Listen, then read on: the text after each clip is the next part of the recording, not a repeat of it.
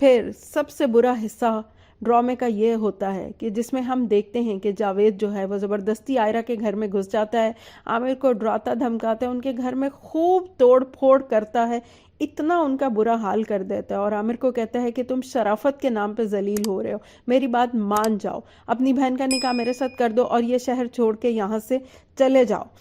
اور جب زید گھر پہنچتا ہے تو اس کو اس کا باپ عائرہ کے بارے میں بتاتے ہیں کہ وہ آئی تھی اور اس نے ساری توڑ پھوڑ کی ہے۔ مبشرہ اس کو یقین دلاتی ہے کہ عائرہ نے یہ سب کچھ کیا، لیکن زید چونکہ اچھی طرح اس کو جانتا ہے وہ اس بات پہ یقین نہیں کرتا، اور وہ پھر عائرہ کے گھر پہنچتا ہے اور وہاں دیکھتا ہے کہ جیسے جنگ کے بعد تباہی اور بربادی ہوتی ہے اس طرح اس کے گھر کا حال ہوتا ہے، اور عائرہ اس کو دیکھ کے کہتی ہے کہ مجھے بخش دو، تم نے ہمیں جیتے جی مار ڈالا، میرا صرف قصور یہ تھا کہ میں تم سے محبت کرتی تھی۔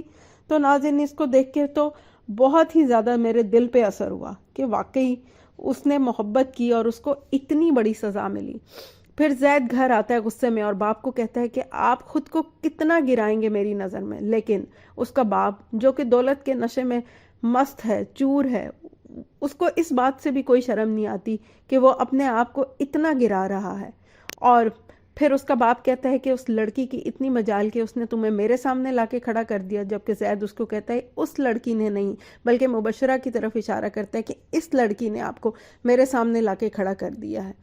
پھر ہم دیکھتے ہیں کہ عائرہ کا بھائی یہ صدمہ برداشت نہیں کر سکتا اور اس کو ہارٹ اٹیک ہوتا ہے، اور ناظرین اسی پہ ڈرامہ ختم ہو جاتا ہے۔ تو ناظرین کمنٹس کر کے ضرور بتائیے گا کہ آپ کو یہ قسط کیسی لگی اور اس معاشرے کی بے حسی پہ آپ کیا کہیں گے۔